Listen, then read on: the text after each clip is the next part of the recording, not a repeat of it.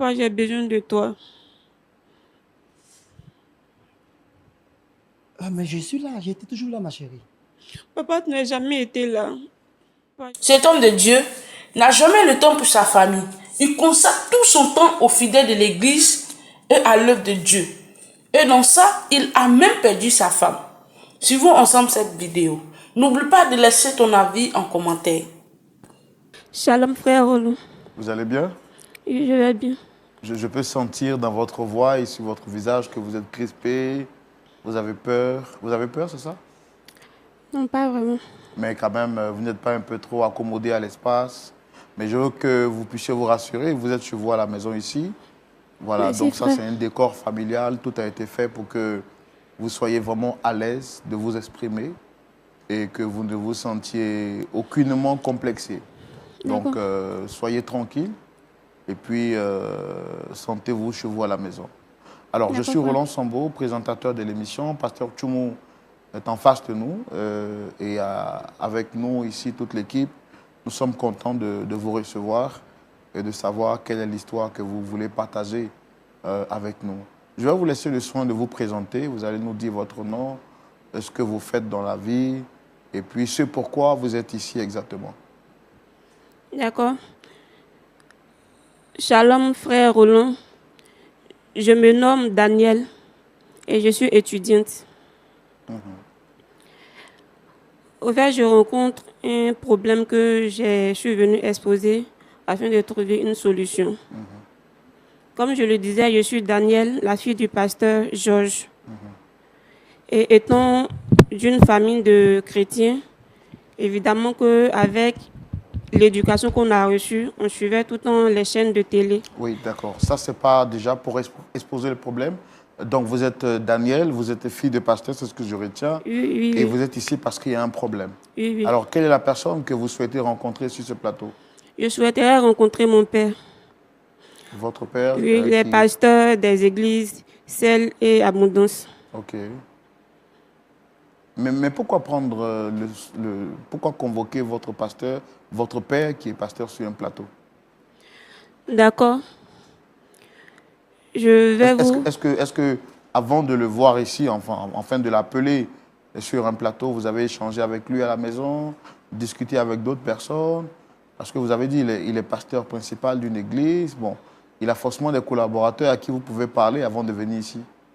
Justement, au père, je me dis que étant père, c'est avec lui qu'on peut discuter. Et comme on n'a jamais le temps avec le service de Dieu, étant ici, peut-être qu'il pourra avoir un peu de temps à nous consacrer. Est-ce que vous avez eu le temps de vouloir parler à la maison? Est-ce que vous avez cherché à trouver des personnes à qui vous avez expliqué le problème? Parce qu'ici, on vient quand il n'y a vraiment plus de recours. Vous voyez? Vous voyez que je tourne autour du pot parce qu'il s'agit d'un pasteur. Et nous, on est très regardants sur les questions des pasteurs. Est-ce qu'avant de l'inviter ici, vous avez quand même trouvé des gens avec qui il est proche pour exposer votre problème en tant que fille? Exactement, on l'a fait. Mais on n'a pas eu recours, on n'a pas trouvé de solution. Il n'a jamais répondu présent. D'accord. Donc, il s'agit de votre père que vous souhaitez rencontrer ici. Après avoir tout essayé, vous n'avez pas eu gain de cause. Donc, vous venez ici finalement pour qu'on puisse vous aider. C'est bien cela? C'est exact. D'accord.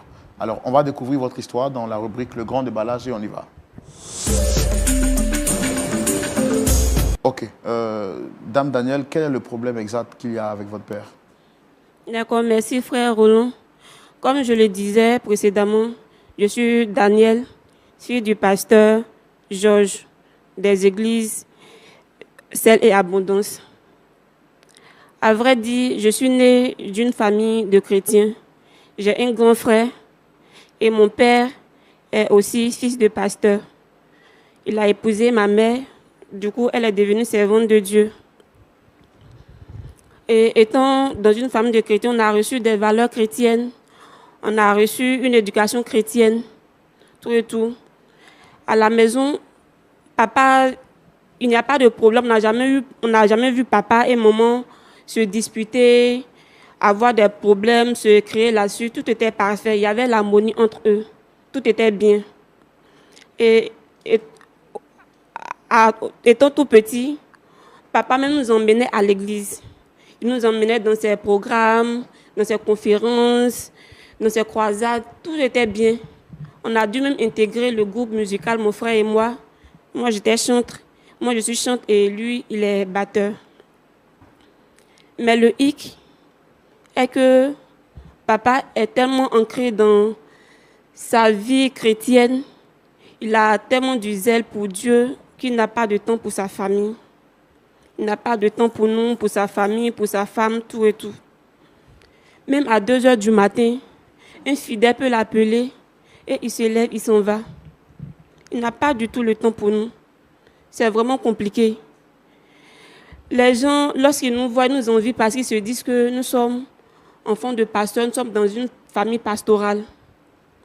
Alors qu'on est très malheureux. On est très malheureux. Un jour même, papa a fait 6 jours à l'hôpital, à l'église. Il n'est pas rentré à la maison, il a dormi, il a passé 6 jours à l'église, dormi à l'église, juste pour ses fidèles. Il n'a même pas de temps pour sa famille. J'ai dû me rendre à l'église pour voir si papa allait bien. Et lorsque je suis arrivée, j'ai fait le rang comme les autres personnes. Juste pour voir papa, juste pour sentir son parfum. Et lorsqu'il m'a vu, il m'a demandé de rentrer à la maison, qu'il allait venir nous voir après. Lorsque les gens voient les femmes de pasteurs et les enfants de pasteurs, ils se disent qu'ils sont heureux. Alors que ce n'est pas le cas, ce n'est pas notre cas. Ce n'est pas notre cas.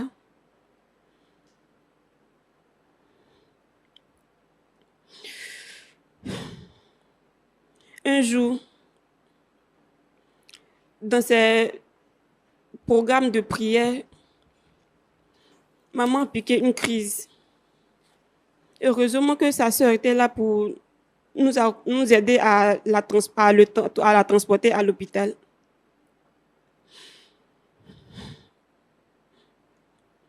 Étant là-bas, on a appelé papa à plusieurs reprises. Mais il ne décrochait en retour. Il a constaté les faits, mais c'était déjà trop tard.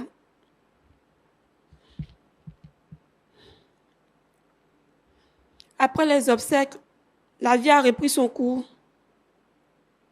On a pensé que papa allait être là pour nous. Mais ce n'était pas le cas. Il était tout le temps parti. Il pouvait faire 1 mois, 2 mois, voire 3 mois. Sans demander de nos nouvelles. Mon grand frère a dû quitter la maison parce que il se disait pourquoi rester dans une maison où il n'y a pas d'amour paternel et que la mère n'y est plus. C'était vraiment compliqué. Et c'est ce que je vis au quotidien. Je suis livrée à moi-même. Je suis venue ici afin de trouver une solution à mon problème.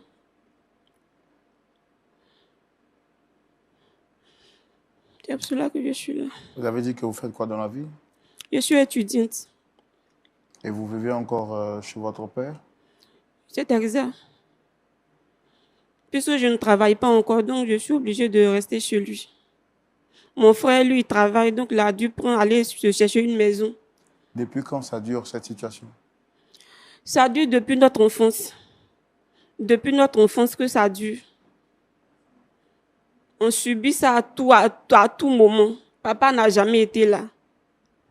Il préfère consacrer sa vie à ses fidèles. Plutôt que d'avoir un petit bout de temps pour sa famille. Tout le temps à l'église. Il est tout le temps parti. Il ne se soucie même pas de nous. Si nous allons bien, c'est maman qui représentait notre père et notre mère. Maman était tout pour nous. Elle nous a donné tout son amour. Mais étant homme, étant enfant, on a besoin de l'amour d'un père.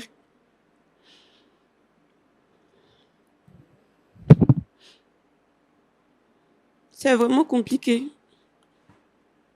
Donc vous estimez que votre père met plus en avant l'œuvre de Dieu par rapport à sa famille? Justement, c'est vrai qu'il doit servir Dieu parce que c'est Dieu qui nous a créés. Mais il doit avoir aussi du temps pour sa famille. Mais ce n'est pas le cas pour papa. Et en tant qu'enfant de pasteur, vous êtes malheureuse ou vous êtes heureuse? Bon, je suis malheureuse parce que après le décès de maman, puisqu'il n'y a personne, je suis malheureuse. Je souffre parce que je n'ai pas d'amour, je ne sais pas avec qui sortir. Je suis dans mon coin, en fait, je ne sais pas quoi faire. Je ne sais pas quoi faire. J'ai besoin de mon papa. J'ai besoin de son amour. Parce qu'un enfant a besoin, doit avoir l'amour de son père.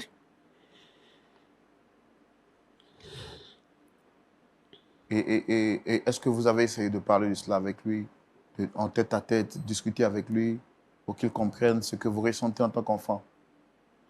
On a essayé, mais ça n'a pas marché. Maman même étant en vie, on a essayé, mais ça n'a pas marché. On partait le voir à l'église, on faisait le rang comme toutes les autres personnes. Juste pour voir papa, juste pour communiquer, pour le voir, pour essayer d'échanger avec lui, mais ça n'a pas été le cas. C'est toujours, ce sont ces fidèles, rien que ces fidèles. C'est l'œuvre de Dieu qui lui importait. Qui lui importe plutôt. C'est plutôt l'œuvre de Dieu. On n'a pas dit de ne pas servir Dieu.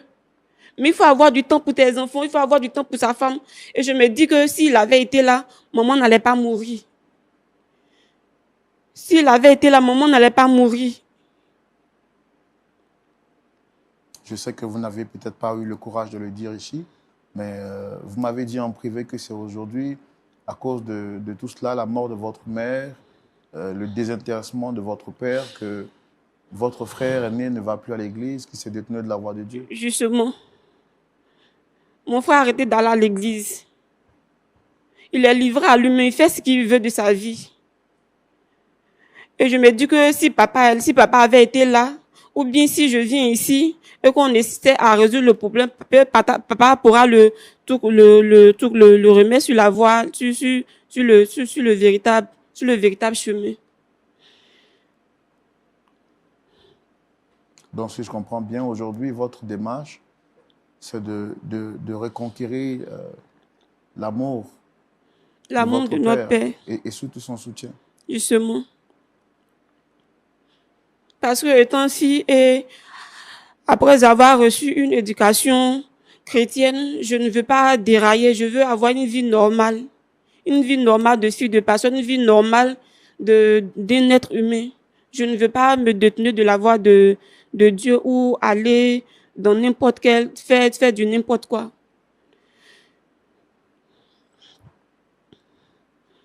C'est pour cela que je suis là. D'accord. Mais bon, aujourd'hui, vous êtes grande, vous êtes âgée. Est-ce que vous avez encore besoin de l'amour paternel? Pouvez-vous prendre en charge? Justement, je peux me prendre en charge, mais je ne travaille pas. Je ne travaille pas, c'est vrai que je ne travaille pas. Je me dis qu'avec son soutien, étant de mon âge, j'ai toujours besoin de son amour. Même si je fonde un foyer et que je suis dans mon foyer, j'ai toujours besoin de l'amour de mon père. J'ai toujours besoin de lui. D'accord. OK. Merci de recevoir le pasteur en question, le père de notre sœur, Daniel, sous vos applaudissements.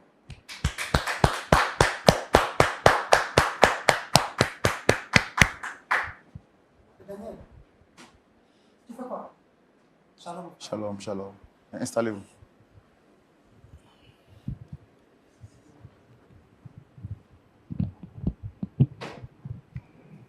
Bonsoir frère. Shalom frère. Shalom, comment vous allez? Je vais bien chaud. Ça va bien, merci. Daniel, désolé, hein, j'arrive pas à intégrer qu'elle soit sur ce plateau. Qu'est-ce qui va pas, Daniel? Papa, j'ai besoin de toi. Mais je suis là, j'étais toujours là, ma chérie. Papa, tu n'as jamais été là. D'accord, bon. Sûrement, vous l'avez vous-même vu, hein. Vous êtes surpris de la voir ici. C'est elle également qui est venue nous voir et qui a souhaité parler avec vous. Si je ne me trompe, vous êtes pasteur Georges, c'est bien ça? C'est ça, pasteur Georges. D'accord. Moi, je suis Roland Sombo, présentateur de l'émission. Et vous avez le pasteur Tumon. Ici, c'est un plateau où nous recevons des gens qui traversent des moments difficiles. Il faut comprendre que lorsque les gens viennent ici, en fait, ce plateau est le plateau du dernier recours. Quand les gens n'ont plus de recours, ils ne savent plus où mettre de la tête, finalement, ils viennent ici pour essayer de trouver une solution à leurs problèmes.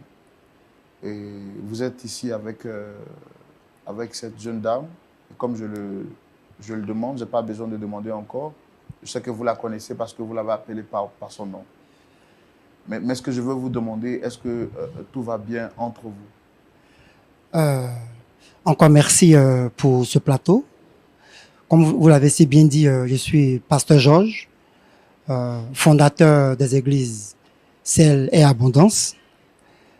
Pour répondre à votre question, tout va bien, d'autant plus que je n'arrive pas à intégrer sa présence encore. Telle fut ma surprise. Effectivement, comme je l'ai dit tout à l'heure, je suis référent sur plusieurs églises et je suis pasteur. Et pour moi, l'œuvre de Dieu est un travail vraiment véritablement noble. Voilà. Donc, d'accord. Donc, pour répondre à ma question, tout va bien avec votre fille? Tout va bien. Papa, rien ne va. Rien ne va. Tu n'es pas là pour nous. Papa, on a besoin de toi. Mais, Daniel... Mon grand frère est parti. Il s'est détourné de la voix de Dieu. Non, mais je suis là. Mais... Papa, tu n'as jamais été là. Comment tu peux dire ça? Pourquoi? J'étais là pour toi, j'étais là pour ta mère, j'étais là pour ton frère. Papa, tu n'as jamais été là. Si tu avais été là, maman n'allait pas mourir. Donc tu me reportes déjà la mort de... Tu sais que votre maman, jusqu'aujourd'hui encore, je l'aime. C'était l'amour de ma vie. Papa, mais où tu étais si tu l'aimais tant? Où tu étais lorsqu'elle était morte? Tu sais, Daniel, je suis pasteur. Et à travers les séminaires, les évangélisations, tu sais quel travail je fais, Daniel? Oui, ce jour-là, j'étais en pleine croisade. Papa, on ne t'a pas dit de ne pas servir Dieu. Mais il faut avoir du temps pour ta famille aussi. Mais je suis toujours là, Daniel. Tu me reproches quoi? J'étais toujours là pour vous. J'étais là pour toi, Daniel. Papa, tu n'as jamais été là. Papa, j'ai besoin de toi. Mon grand frère et moi avons besoin de toi, papa. Mais c'est quoi? Pourquoi tu dis que j'ai pas été là, ma fille? Papa, on n'a pas été là. Tu pouvais faire 2 mois, 3 mois au dehors sans voir ta famille. Non. Oui, c'est vrai que avec les évangélisations, les voyages de mission, tout ça. Mais j'étais là. Vous avez manqué de quoi? De rien, Daniel. Papa, ça ne suffit pas. Ça ne suffit pas. On voulait que tu nous fasses sortir aussi. Comme les autres parents le font avec leurs enfants. Oui, mais est-ce que ça n'a pas été fait une fois? Papa, une fois. Au passage, je le faisais. C'est vrai que j'étais vraiment occupé lorsque je devais aller faire des croisades. Quand je devais... Tu sais, je t'ai toujours dit, je suis issu d'une famille de pasteurs. Mon père est pasteur. Lui-même, son père aussi est pasteur. Papa, je n'ai pas dit le contraire. Oui. Papa, je n'ai pas dit le contraire. Maman n'est plus. Je suis seule. Mon grand frère est parti, qu'est-ce que je deviens? Je suis une femme. Daniel, tu sais, le meilleur travail sur la terre, le travail que je fais, le travail de pasteur, pour moi, sauver des âmes, c'est important. C'est pas que je dis, je ne vous aime pas, je vous aime. Je t'aime, toi, j'aime aussi ton frère. Ta maman, jusqu'aujourd'hui, je l'aime encore. Est-ce pourtant tu vas délaisser ta famille? C'est ce que Dieu demande. Je ne vous ai pas délaissé, Daniel. Pourquoi tu dis ça? Je ne vous ai pas délaissé. J'étais vraiment occupé, c'est vrai. J'étais occupé, j'effectuais beaucoup de voyages parce que prêcher la parole, voir des âmes sauvées, était ma plus grande satisfaction. Tu sais, ma maman me racontait que elle n'arrivait pas à enfanter. Elle a fait ce vœu-là à Dieu. Donne-moi un fils, je vais te le consacrer. Et j'ai grandi avec cette mentalité. Aujourd'hui, je suis pasteur. C'est vrai, nous sommes brillants à l'école. C'est vrai, tu es brillant. D'accord, pasteur, excusez-moi de vous interrompre, ce n'est pas de mes habitudes. Je vois que vous êtes en train d'expliquer cela à votre fille. Je veux comprendre. Est-ce Est-ce que vous, en tant que pasteur, vous avez le temps d'échanger avec vos enfants?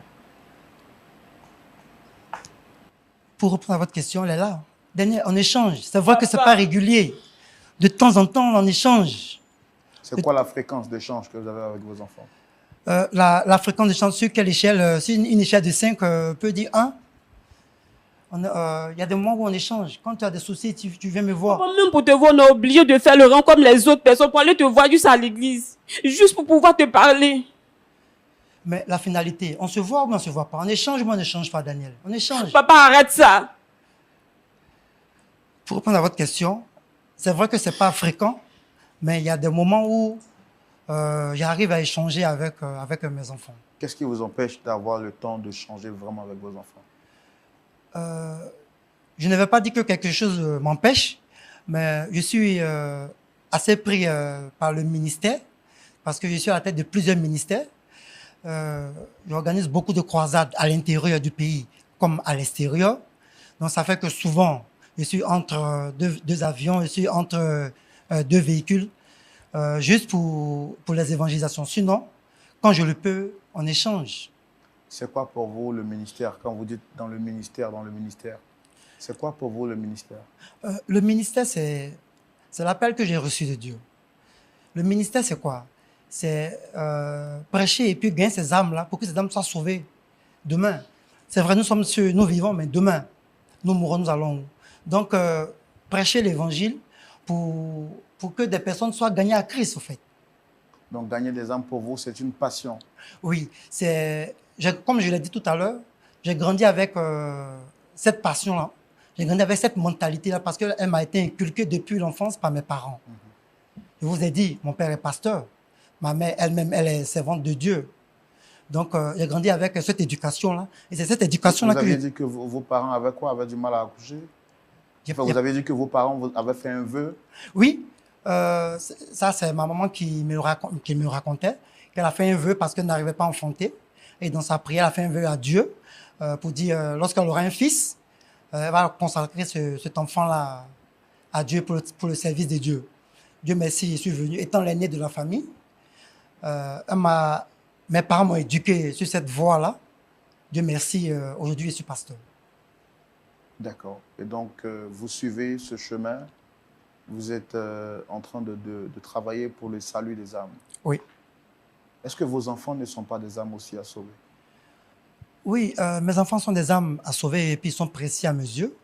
Voilà pourquoi, depuis le bas âge, je leur ai inculqué cette éducation chrétienne. Je les emmenais avec moi dans certains séminaires, dans certaines croisades, pour qu'ils écoutent aussi la parole. Quand je le peux, j'essaie d'échanger avec eux. Nos échanges sont pratiquement basés sur la parole. Voilà, d'autant plus c'est ma surprise que je sois aujourd'hui sur ce plateau en face de Daniel.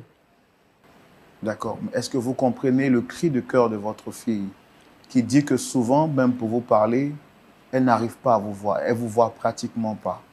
D'abord, la première accusation qu'elle vous porte, c'est que vous n'étiez pas là quand sa mère était malade. Et que par vos absences multipliées, votre femme, votre épouse, est décédée derrière vous.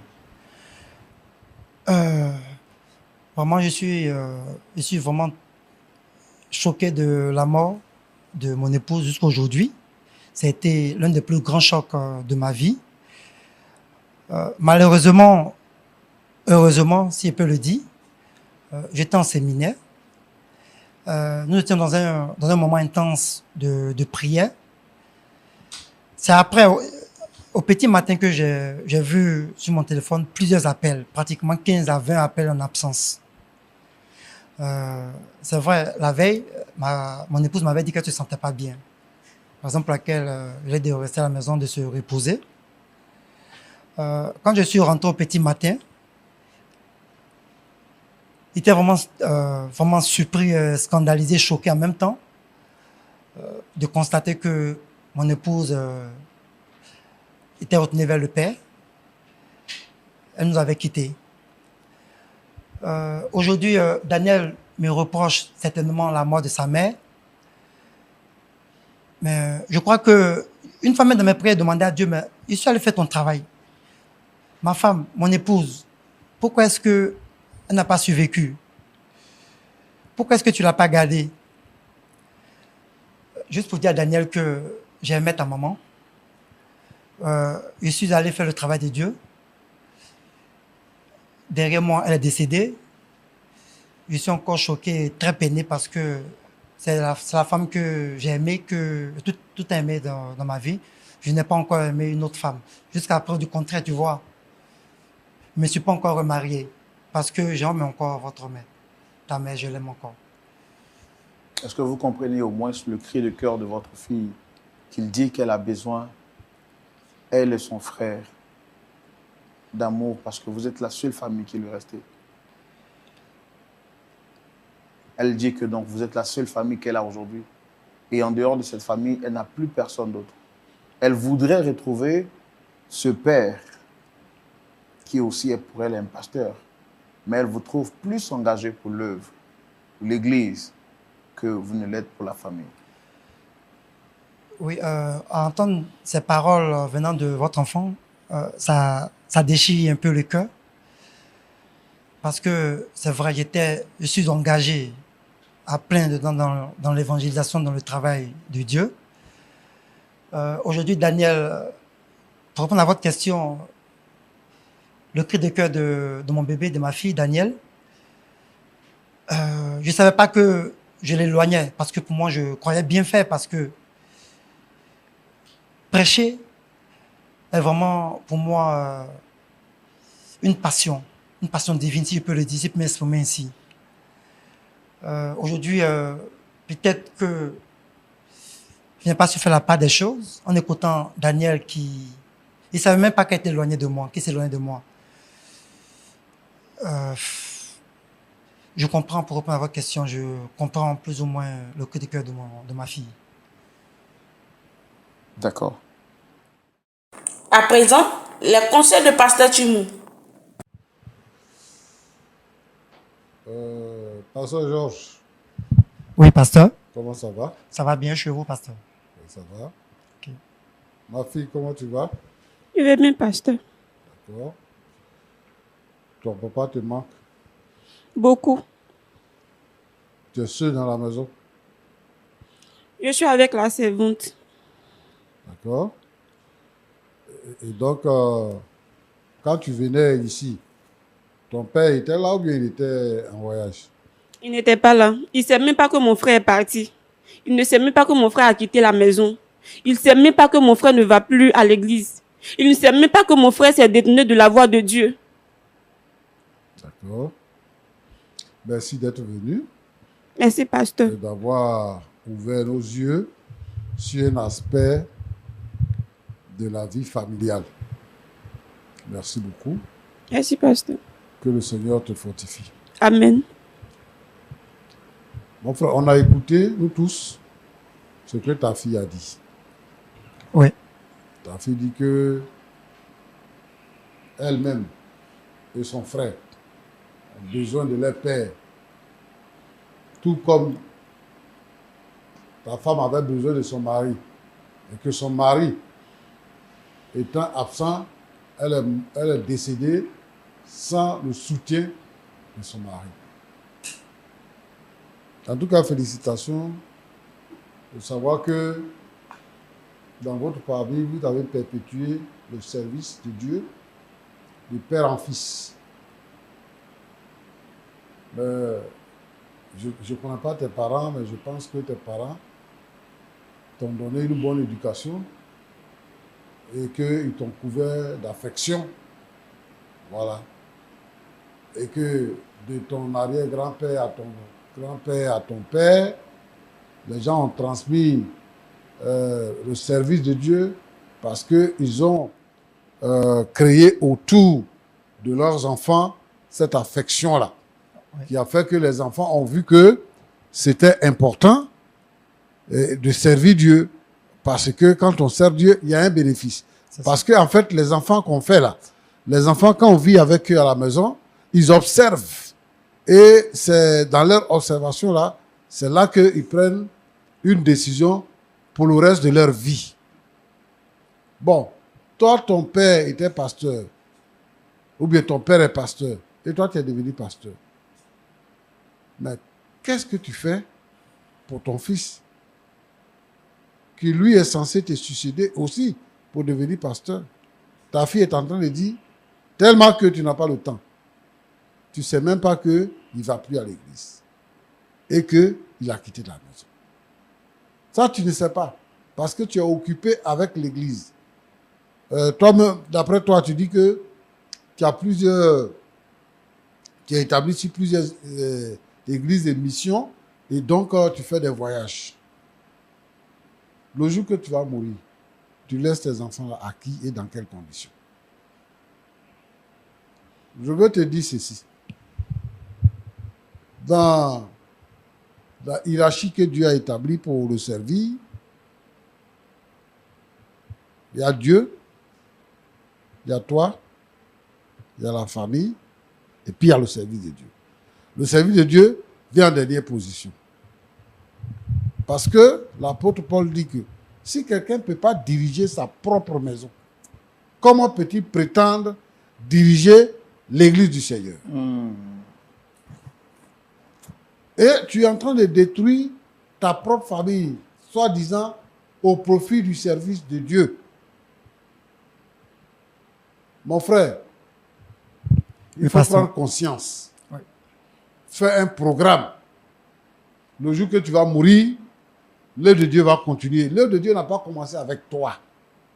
Ça a commencé avec ton arrière-grand-père là-bas, avec ton grand-père, avec ton père, avant que toi tu le fasses. Donc, toi aussi, tu vas mourir pour laisser cette œuvre-là. Et donc, il faut se faire des priorités dans le service du Seigneur. Quand on sert le Seigneur, on ne sert pas le Seigneur seul. Si toi tu es fondateur, ce qui signifie que tu as des fils spirituels, que tu peux établir sur l'œuvre. En fait, fais comme Jéthro avait dit à Moïse. Fais des groupes, établis des hommes responsables qui vont te rendre compte.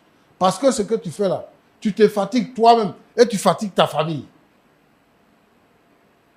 Et même tu fatigues même le peuple de Dieu. Parce que tu veux faire tout toi seul.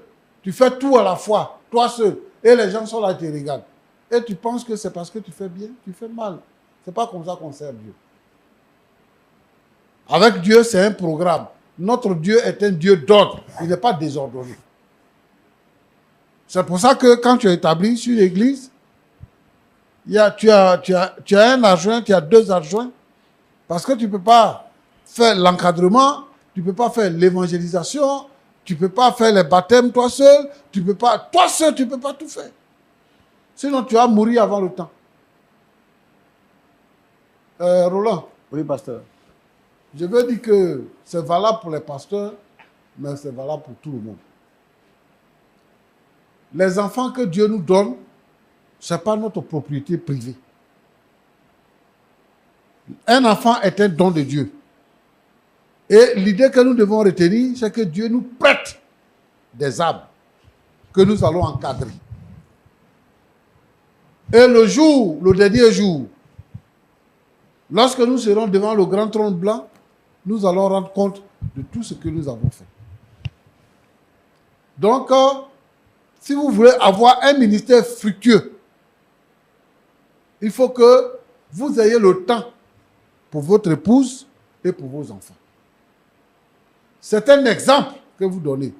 Mais aussi, Dieu se sert de ça pour vous accorder son approbation. Ce n'est pas par hasard que Dieu nous donne. Il y a des gens qui sont là qui n'ont pas d'enfants. Mais si Dieu nous donne un enfant, Dieu estime que nous sommes nécessaires pour pouvoir éduquer cet enfant-là dans la voie du Seigneur. Sinon, servir le Seigneur, ce n'est pas un prétexte pour délaisser sa famille. La famille est précieuse. Parce que Dieu lui-même, il a aimé son fils Jésus. La Bible dit, car Dieu a tant aimé le monde qu'il a donné son fils unique. Dieu tient à son fils. Et donc, de la même manière que Dieu tient à son fils, les hommes que nous sommes, nous devons tenir à nos enfants. Depuis la grossesse jusqu'à leur naissance et de la naissance jusqu'à ce qu'ils soient majeurs pour avoir leur propre maison, nous devons être tout près de nos enfants. On doit les suivre dans leur éducation pour qu'on se réjouisse avec eux dans la mission que Dieu leur confie aussi. Ces enfants-là, quand tu ne les encadres pas, qu'est-ce qu'ils deviennent demain? Et quel souvenir ils gardent de toi? Aucun souvenir. Aucun souvenir. Tu auras travaillé en vain. Le jour que tu seras vieux et que tu ne pourras plus te prendre en charge, ce sont tes enfants qui vont te prendre en charge. L'église, là, on gagne les âmes pour le Seigneur. Donc, le jour que tu seras vieux, que tu ne pourras plus te déplacer pour aller ça et là, aucun chrétien ne viendra te prendre en charge. Aucun chrétien ne viendra te prendre en charge. Je suis d'accord que tu gagnes les âmes et que tu les encadres. Mais il faut avoir le temps de tes enfants pour qu'ils soient des meilleurs enfants. Dieu merci parce que toi, tes enfants, ils sont bien. Roland, Pasteur. la plupart des brigands, des voyous aujourd'hui, ce sont les enfants des pasteurs. Parce que les pasteurs n'ont pas le temps pour encadrer leurs enfants. Ils n'ont pas le temps. Il y a des pasteurs qui n'ont pas le temps de leur épouse. Ils sont prêts à aider les autres. Mais quant à leur épouse, ils n'ont pas le temps de ça. La pauvre femme, elle se bat elle seule. Le gars, il peut avoir une moto, il peut avoir une voiture. Mais quand il se lève le matin, il prend sa moto, il prend sa voiture, il laisse sa femme à la maison, il va à l'église. Et la femme va faire le trajet à pied pour partir. C'est grave. Quand le culte finit, elle va venir faire à manger, elle va faire le trajet encore à pied. Retour, elle va venir faire à manger. Lui, il va venir sur sa moto ou bien dans sa voiture pour venir s'asseoir, pour venir manger. Il ne prie pas avec les enfants, c'est la femme qui prie avec les enfants. Il ne sait même pas si les enfants sont en bonne santé. Il faut que chaque fois on lui dise, mais un pasteur doit être regardant. Ça aussi, c'est un leadership. Il doit être regardant dans sa famille. Voir l'évolution émotionnelle, psychologique, physique même, intellectuelle de l'enfant. Il doit être regardant. Et l'enfant doit sentir que son père est avec lui. Et l'épouse doit sentir que son mari est avec elle. Regarde, il perd sa femme parce qu'il est dans une croisade. Sa femme décède derrière lui. Il n'est même pas capable de regarder son portable pour voir si on l'a appelé. Parce que les chrétiens sont nombreux devant lui. Au fur et à mesure qu'on avance dans le temps, on devient sage. Je veux lancer un appel ici aux serviteurs de Dieu qui pensent que parce qu'ils travaillent pour le Seigneur, ils se dédouanent pour ne pas prendre soin de leur famille. Il faut qu'ils le fassent. Parce que la famille fait partie du plan de Dieu. Et c'est une responsabilité que Dieu leur confie pour pouvoir bien diriger leur famille. Parce que le leadership commence dans sa propre maison avant d'aller dehors. Donc, chers collègues, que Dieu vous aide à prendre soin de vos familles, à ne pas les négliger, sinon vos enfants seront des rétrogrades, des brigands, et bien quand ils vont partir à l'église, ils vont aller dans l'église de quelqu'un d'autre, parce que vous ne leur montrez pas la voie à suivre. Ouais. Que Dieu vous bénisse. Amen. Amen. Merci, pasteur. Merci pour ces sages conseils. Daniel, vous avez écouté les conseils du pasteur, vous avez quoi à dire? Je tenais à dire merci au pasteur pour ses conseils. C'est tout? C'est tout. D'accord. Pasteur Georges. Oui, frère. Vous avez écouté le pasteur, est-ce que vous avez quelque chose à dire? Merci. À la lumière de ce que le pasteur a dit, en écoutant, véritablement, je croyais, sans mentir, bien faire. Tellement zélé pour l'évangélisation, je ne me rendais même pas compte que je détruisais ma famille. Je ne me rendais même pas compte que je perdais mes enfants. En réalité, comme il a dit, Dieu a tant aimé le monde. Et c'est par cet amour-là qui manifeste aujourd'hui dans notre vie. Je crois que je dois aussi apprendre à manifester cet amour-là peut-être que je le faisais mal sans le savoir, en détruisant ma famille. Vraiment, je dis encore merci au pasteur, pasteur Jimou, pour ce sage conseil, pour ses paroles, voilà, qui vont toucher mon cœur. Si vous me le permettez, je vais profiter de l'occasion pour demander pardon à mon bébé qui est là, à Daniel, parce que je ne savais pas que j'étais en train de la perdre, j'étais en train de la détruire. Vraiment, merci, pasteur, pour ces paroles. Merci pour ce sage conseil. Je crois que je vais intégrer ça afin de pouvoir aussi prendre en compte mes enfants. Merci, frère. Donc, je veux Daniel, moi, je te présente mes excuses, je demande pardon. Je ne savais pas que je te faisais du mal. Je pensais t'aimer, je pensais bien faire les choses. Mais je ne savais pas que je te perdais. Vraiment, pour l'amour de Dieu, je te demande pardon.